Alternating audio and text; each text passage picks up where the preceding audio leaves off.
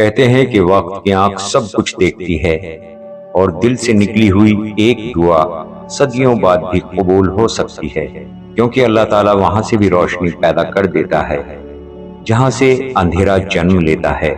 آج کی یہ کہانی ایک ایسے خاموش چراغ کی ہے جو ہمیشہ بے نام جلتا رہا، مگر آج اس کی روشنی آسمان پر جگمگا اٹھی۔ صدیوں پرانی بات ہے، ایک پہاڑی علاقے میں ایک بستی تھی، نور گڑھ۔ بستی کے آخری کنارے پر ایک جھونپڑی تھی جس کی دیواریں کچی اور چھت پھوس کی تھی۔ اس جھونپڑی میں ایک عمر دراز شخص رہتا تھا، اس کا نام تھا سلیم خضر۔ عمر کوئی 60 کے آس پاس تھی۔ اس کا جسم دبلا پتلا، چہرے پر تھکی ہوئی مسکراہٹ اور نگاہوں میں صبر کا ایک ایسا عکس تھا جیسے صدیوں کی دعا ہو۔ سلیم کا پیشہ جوتے بنانے کا تھا۔ وہ اپنے ہاتھوں سے پرانے جوتے سی کر نیا رنگ دیتا اور اسی کمائی سے اپنی گزر بسر کرتا۔ یہ فن اس کے نانا سے اسے وراثت میں ملا تھا۔ وہ ہمیشہ یہ کہتا تھا کہ محنت کی کمائی میں تھکن ضرور ہوتی ہے مگر بے سکونی نہیں۔ نور گڑھ کے لوگ اسے عزت سے بابا خضر کہتے تھے۔ وہ کبھی کسی سے بلند آواز میں بات تک نہیں کرتا تھا اور نہ ہی کبھی کسی کے آگے ہاتھ پھیلاتا۔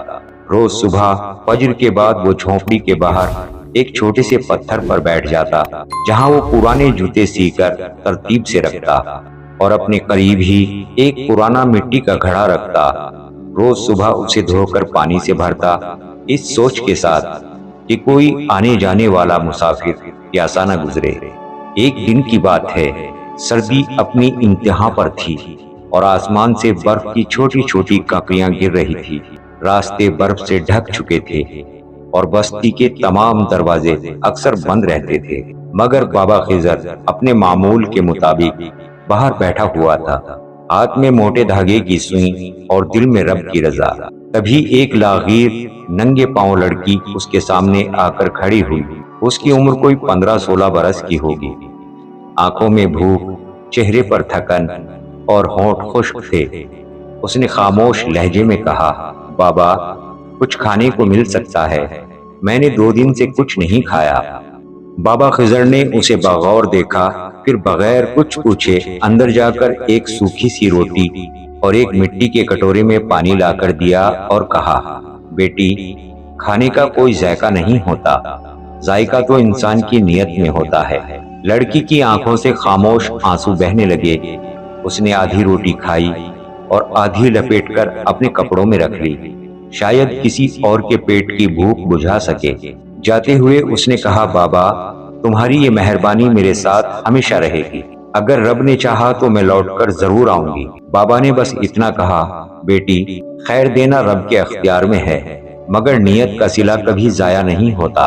کئی مہینے گزر گئے، بستی میں تبدیلی کی ہوا چلنے لگی۔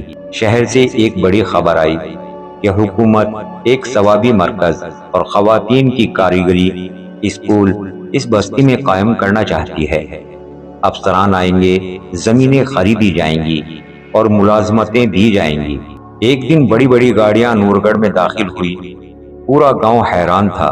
ایک نوجوان عورت سیاہ کوٹ اور صاف لہجے میں بولتی ہوئی کار سے نکلی، جسے لوگ بعد میں بیگم رئیسہ کے نام سے جاننے لگے۔ وہ سیدھی چوک پر پہنچی اور پوچھا، یہاں کوئی بابا خضر نامی بزرگ رہتے ہیں؟ گاؤں کے سارے لوگ چونک پڑے، وہ تو ایک غریب جوتا سینے والا انسان ہے۔ مگر بیگم رئیسہ کے لہجے میں ایسا ادب تھا کہ سب خاموش ہو گئے۔ خضر کو بلایا گیا۔ بابا خضر اپنی جھکی ہوئی کمر، ہاتھ میں پرانی تھیلی اور ماتھے پر سجدوں کا نشان لیے چپ چاپ حاضر ہوا۔ رئیسہ نے آگے بڑھ کر ہاتھ جوڑے اور کہا، بابا آپ نے مجھے پہچانا، میں وہی لڑکی ہوں جسے آپ نے اس دن اپنے حصے کی روٹی دی تھی۔ خضر کی آنکھیں نم ہو گئی۔ بیٹی تم وہی ہو، رب تیرا بھلا کرے۔ بیگم رئیسہ بولی، بابا میں آج جو بھی ہوں اس دن کی روٹی اور آپ کی نیت کی وجہ سے ہوں۔ آج میں یہ مرکز اس زمین پر بنانا چاہتی ہوں جس پر آپ کی جھونپڑی ہے، اور نہ ہی تو میں اسے خریدنے آئی ہوں اور نہ ہی ہتھیانے، بلکہ اس کا پہلا پتھر آپ کے ہاتھوں سے رکھوانا چاہتی ہوں، اور یہ دستاویز آپ کے نام ہے۔ ثوابی اسکول کی تاحیات سرپرستی آپ کی ہوگی۔ پورے گاؤں میں سناٹا چھا گیا۔ سلیم خضر کی خاموش نیکی آج پورے گاؤں میں گونج اٹھی۔ وہ انسان جس کے پاس دینے کو صرف آدھی روٹی تھی، آج اسے اللہ نے وہ مقام دیا جو ان زمینوں سے کہیں بڑھ کر تھا۔ مگر کہانی یہیں ختم نہیں ہوئی۔ جہاں روشنی ہو وہاں سایہ بھی ہوتا ہے۔ کچھ دل ایسے بھی ہوتے ہیں جو دوسروں کے مقام سے چلنے لگتے ہیں۔ بابا سلیم خضر کی آنکھیں نیم روشنی میں کہیں دور گم تھی۔ اس کے چہرے پر سکون تھا، مگر دل کے کسی کونے میں پرانی تھکن کا سایہ تھا۔ تبھی باہر سے دروازے پر ایک دستک ہوئی۔ دروازہ کھولتے ہی ایک شخص سامنے کھڑا تھا۔ عمر کوئی 60 کے قریب، چہرے پر سفید داڑھی، آنکھوں پر موٹا چشمہ اور بدن پر سفید پاجامہ اور کوٹ۔ ہاتھ میں فائل تھی اور چہرے پر بے چینی۔ اس شخص نے پہلے سلام کیا اور کہا، سلیم بھائی، آپ نے مجھے پہچانا؟ سلیم خضر نے پھر غور سے دیکھا۔ وہ علی حیدر تھا، سلیم کا پرانا دوست، جو کبھی اس کے ساتھ مدرسے میں پڑھا کرتا تھا اور اب شہر کا ایک مشہور وکیل بن چکا تھا۔ علی حیدر نے کہا، میں برسوں سے تمہیں ڈھونڈ رہا تھا سلیم بھائی۔ آج جب اخبار میں تمہاری اسکول کا ذکر پڑھا تو سب چھوڑ چھاڑ کر یہاں چلا آیا۔ بابا خضر نے اسے اندر بٹھایا، پانی دیا اور پوچھا، خیریت ہے علی بھائی، اتنے برس بعد؟ علی نے فائل کھولی اور کہا، ایک وصیت ہے جو تمہارے نام ہے۔ خضر نے کہا، میرے نام؟ لیکن کس کی؟ علی حیدر نے کہا، ایک بزرگ خاتون تھی، فاطمہ بیگم، اکیلی لاوارث، ان کا کیس میں نے ہی سنبھالا تھا۔ مرنے سے پہلے انہوں نے کہا تھا، اگر میرا بیٹا ہوتا تو سلیم خضر جیسا ہوتا۔ انہوں نے 5 بیگھہ زمین اور لکھنؤ میں ایک مکان تمہارے نام کر دیا۔ سلیم یہ سن کر ہک بک رہ گیا، لیکن میں تو انہیں جانتا تک بھی نہیں۔ علی نے مسکرا کر کہا، یاد کرو 15 سال پہلے تم لکھنؤ میں کسی مریض کے علاج کے لیے چندہ لینے گئے تھے۔ وہاں تم نے ایک بوڑھے کو اپنی چپل دی اور ننگے پاؤں واپس چلے گئے۔ وہ خاتون اسی وقت تمہیں دیکھ رہی تھی، کہتی تھی یہی شخص میری دولت کا حقدار ہے۔ بابا خضر کی آنکھیں بھر آئی، میں نے تو بس وہ کیا جو دل نے کہا تھا۔ علی حیدر نے کاغذات سلیم کے سامنے رکھے اور کہا، آپ کل میرے ساتھ لکھنؤ چلو، مکان اور زمین تمہاری منتظر ہیں۔ اگلے دن بابا سلیم علی حیدر کے ساتھ لکھنؤ پہنچا۔ کچہری میں قانونی تصدیق کے بعد وہ اس مکان پر پہنچے جہاں فاطمہ بیگم رہا کرتی تھی۔ دروازے پر پیتل کی چٹکنی لگی ہوئی تھی، سلیقے سے سجا ہوا گھر تھا۔ اندر ایک الماری، کچھ پرانی کتابیں اور ایک لوہے کا صندوق تھا۔ علی نے کہا، فاطمہ بی نے وصیت کی تھی کہ یہ صندوق صرف تم ہی کھولو گے۔ بابا خضر نے صندوق کھولا۔ اندر ایک مخملی کپڑے میں لپٹی ہوئی چٹھی تھی۔ اس میں یہ تحریر تھی، جس نے بغیر پہچان کے کسی کی مدد کی وہی اس گھر کا اصل مالک ہے۔ جب تم نے ایک پھٹے حال بوڑھے کو چپل دی تو مجھے لگا رب خود کسی صورت میں اتر آیا ہو۔ اگر میرا بیٹا ہوتا تو تیری جیسا ہوتا، مگر ایک بات اور، اس بوڑھے کو ضرور تلاش کرنا جسے تو نے چپل دی تھی۔ شاید نیکی کا اصل مقصد ابھی پورا نہیں ہوا۔ بابا خضر کی آنکھیں برسنے لگی اور سوچنے لگا، آخر وہ کون تھا اور کہاں ملے گا؟ اگلے دن وہ ایک پرانے بیگ کے ساتھ لکھنؤ کی گلیوں میں نکل پڑا۔ ہر نکڑ، چائے کی دکان، مسجد میں تلاش کرتا رہا۔ آخر کار چوک کے بازار کے پیچھے ایک پرانے حکیم کی دکان کی برابر میں ایک سایہ نظر آیا۔ سفید داڑھی، جھکی ہوئی کمر، کپ کپاتے ہاتھ۔ دل نے کہا شاید یہی وہ بابا ہیں۔ بابا خضر قریب گیا اور پوچھا، بابا آپ وہی ہیں؟ بوڑھے نے مسکرا کر کہا، تم وہی ہو نا جس نے مجھے چپل دی تھی؟ سلیم کی آنکھوں سے آنسو ٹپکنے لگے۔ کہا، جی، لیکن آپ کون ہیں؟ اس بزرگ نے کہا، میرا نام غلام رسول ہے، کبھی مراد آباد کے مدرسے میں علم دیا کرتا تھا۔ بیوی چل بسی، میرا بیٹا عظیم الدین بچپن میں ہی مجھ سے ایک میلے میں بچھڑ گیا، پھر سب چھوڑ کر میں لکھنؤ آیا۔ سلیم کی سانسیں رک گئی۔ بابا اس کا کوئی نشان؟ بوڑھے نے جیب سے ایک تعویذ نکالا، اس میں اس کا اصلی نام لکھا ہے۔ بابا خضر نے تعویذ کھولا، پرانے کاغذ پر لکھا تھا، عظیم الدین سلیم۔ یہ سنتے ہی بابا سلیم زمین پر بیٹھ گیا۔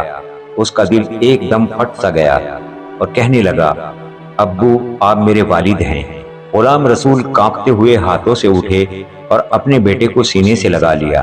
گلی میں سناٹا سا چھا گیا۔ دو بچھڑے وجود ایک دوجے کے آغوش میں لپٹ کر رونے لگے۔ یہ تھی ایک نیکی کی طاقت جس نے بیٹے کو باپ تک پہنچا دیا۔ جب وہ واپس گاؤں پہنچے تو بابا خضر اکیلا نہیں تھا، اس کے ساتھ اس کا والد تھا، استاد غلام رسول۔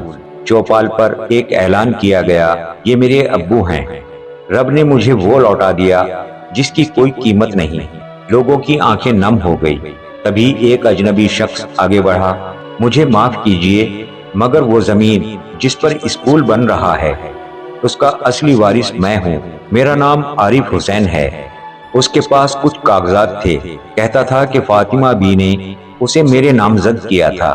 بابا خضر خاموش رہا اور کہا، اگر یہ زمین واقعی تمہاری ہے تو میں ابھی دستبردار ہو جاتا ہوں۔ میں گھر کے لیے نہیں گیا تھا، میں تو اپنے ابو کو لینے گیا تھا۔ غلام رسول نے کندھے پر ہاتھ رکھا، بیٹا وقت تیرا امتحان لے رہا ہے، رب تجھے اس سے بھی بڑھ کر دے گا۔ تبھی ایک اور شخص آگے آیا، میرے پاس فاطمہ بی کی آخری چٹھی ہے جس میں لکھا ہے، اگر عارف صرف دولت کے لیے دعویٰ کرے تو سمجھنا وہ حقدار نہیں۔ اب ہوا کا رخ بدل چکا تھا۔ رئیسہ بیگم نے اعلان کیا، یہ زمین استاد غلام رسول اور سلیم خضر کی امانت ہے۔ تالیاں بج اٹھی۔ بابا خضر ایک کونے میں جا کر سجدے میں جھک گیا۔ پھر ایک مدرسہ غلام و خضر کے نام سے گاؤں میں تعمیر ہوا۔ ایک کمرہ بزرگوں کے لیے مخصوص تھا جہاں استاد غلام رسول بچوں کو قرآن اور انسانیت سکھاتے تھے۔ بابا سلیم نے جوتے سینا چھوڑ دیا مگر ہر غریب بچے کی فیس خود ادا کرتا۔ ہر ننگے پاؤں آنے والے بچے میں وہ اپنے آپ دیکھتا تھا۔ جب کبھی کوئی پوچھتا، بابا آپ کو اتنا سکون کیسے ملتا ہے، تو وہ صرف اتنا کہتے، نیکی کبھی ضائع نہیں جاتی، وہ کبھی دعا بن کر لوٹتی ہے اور کبھی رب کی رحمت بن کر۔